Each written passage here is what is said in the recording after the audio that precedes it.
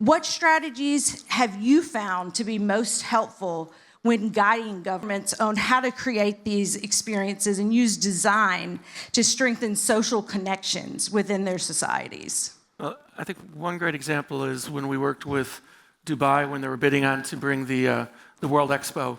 So 10 years before it was actually built, we were involved on the team to help figure out what is the human experience and what's the guest journey that would profile Dubai to the world stage. And I think that's the important thing of anything that we do.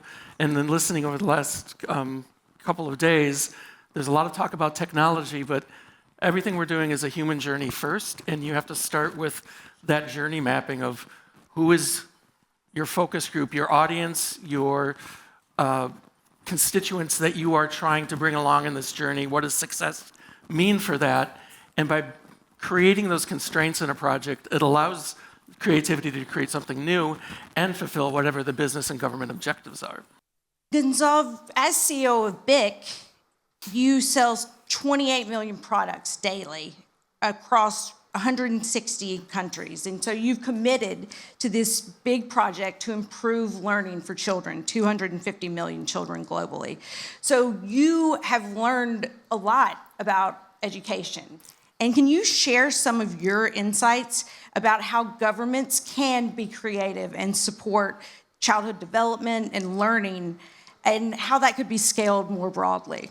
So the interesting thing about that number, 250 million, is it started at 25 million, and I told the team that that was wildly unambitious. And we'll get to $250 million. I think the next step will be hopefully $1 billion by 2030 or 2032. But I've been fortunate throughout my career to work with governments all over the world, especially in Latin America, the Middle East, and Africa, on the childhood development journey. And of course, that starts in the classroom. Now, here and in other parts of the world that we're all very fortunate to live in, there's going to be a screen maybe in that classroom, but there's going to be art supplies and creativity builds.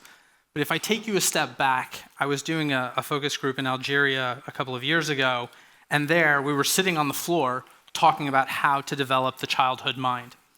And it's so incredible, the difference in the synaptic density that you create when you do creative drawing and creative thinking for children. To give you rough numbers, Harvard and the Center for the Childhood Brain just completed a 15-year study, and they overlooked no creativity, video games, and then what we would do, drawing, storytelling. And the synaptic density was 28% difference between B and C.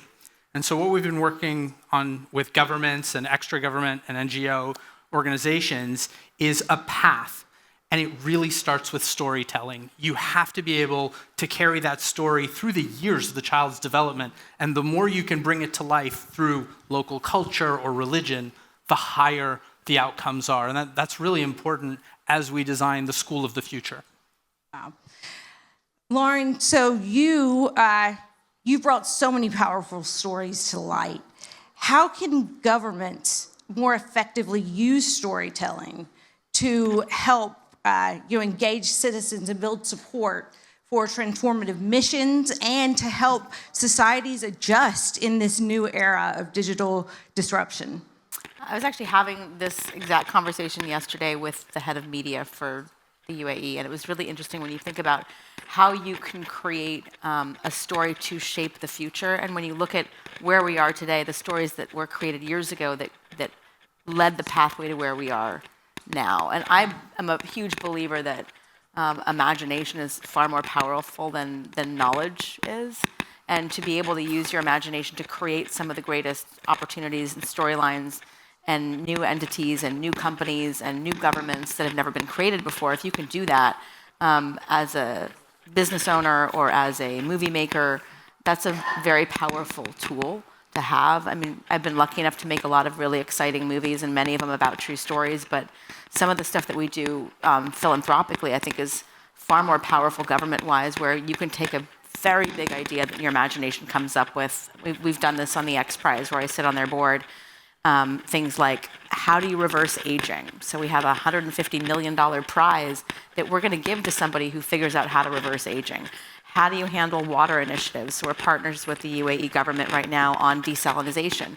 If you can incentivize people from all over the world, it might be a 12-year-old child that comes up with the idea that creates the most amazing water desalinization project.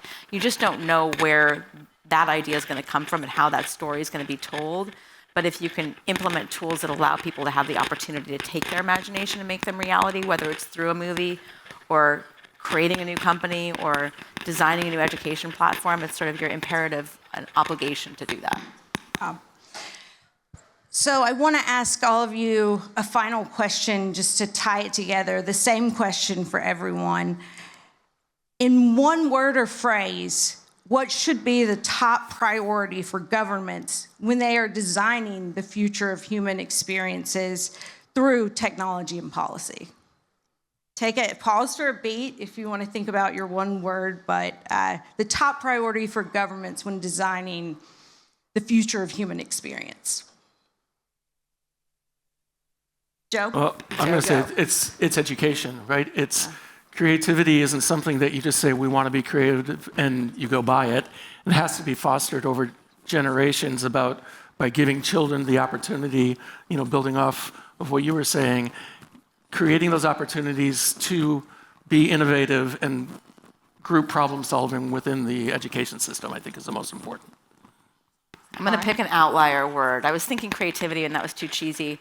I think the limited factor that we all have is time and how we spend our time. And so I would pick probably the word undeniable, meaning you have to do things that are completely undeniable that can change this world, and make sure that you're spending your time to do that wisely so that every single step you take, whether it is in education or in whatever creative endeavors you're doing, you can say to yourself, this is an undeniable journey that I'm on. And so that's what I would pick. Gonzalve? And I'll do storytelling, because I like the imagination. If we tell children that they can be the hero of their story no matter where and no matter what they want, technology will follow. But the technology is the tool that enables scale, if you will. But we have to start with that dream, that spark, and that all starts at the very youngest of ages. Fantastic. I love that revolution for the youth. Spark the creativity early, help their young brains grow, do good things. Okay. Well, this was a fabulous, insightful panel. Thank you so much for coming and sharing your insights with us. Thank you. Thank you.